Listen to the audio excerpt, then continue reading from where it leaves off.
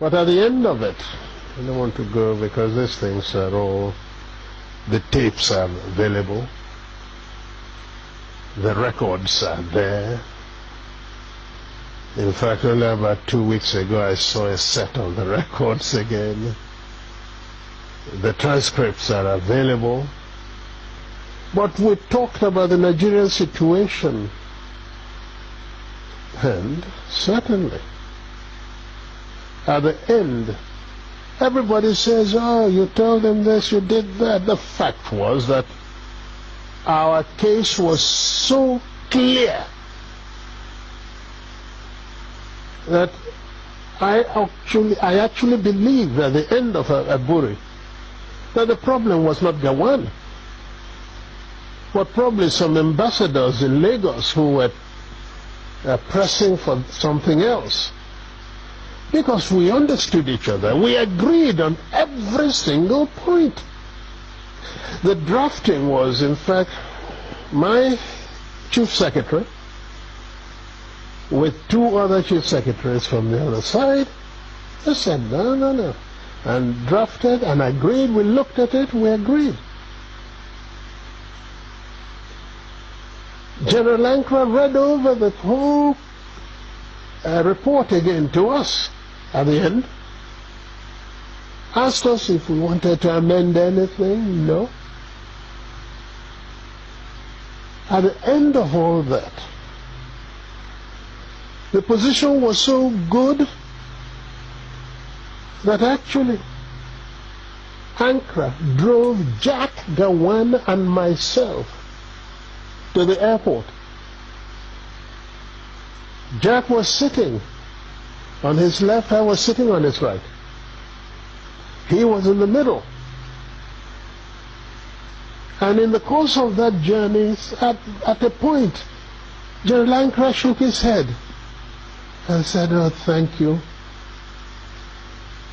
Thank you. If only we can go on like this, everything would be all right. I believe I was the one.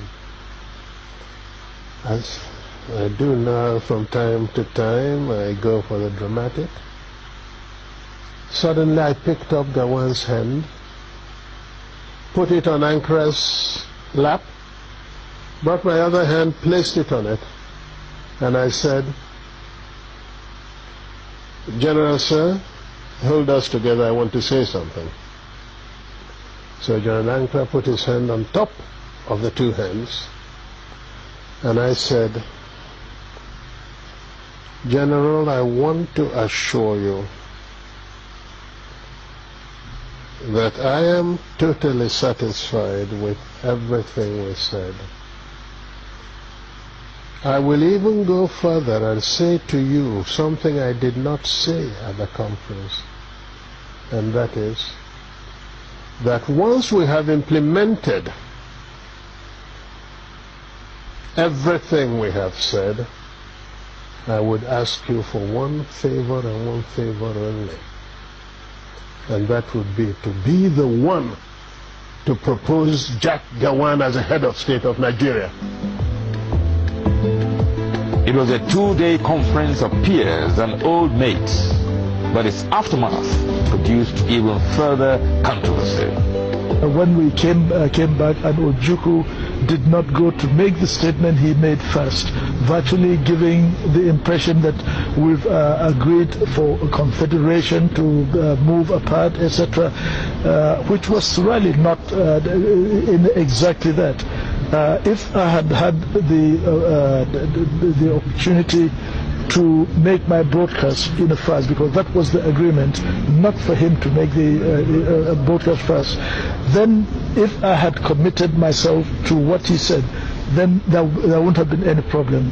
But he went and said certain things that certainly looked wrong, and therefore we saw in practically everything he did, I think it was for to play up to the gallery, not being sincere. At Aburi, yes, we agreed on area commands for the armed forces. And Aburi, we agreed that the police force would be decentralized. We agreed on those. Yes. We agreed. Even to show that we didn't separate, at Aburi we also agreed on certain revenue formula. That's what happened at Aburi. Aburi again, because I always end up, it sounds odd today, but I always end up by saying I must have been naive, because I believed actually that would be the end. I'll confess to you, when I got back to Enugu, oh yes, I had a party, believing that probably the danger was over. That's what we thought. Until they then began to deny everything. It was the denial of Nigeria that made me publish the tapes of Aburi, because we had insisted that each one should have a set of tapes. Everybody talks about confederation. Go and look at the transcript. There is no time that the word confederation came from my lips. In broad terms, Aburi changed the title of head of state from Supreme Military Commander to Commander-in-Chief. It gave the regions control over internal affairs, and concurrence of each region was now required for any decision affecting the whole country.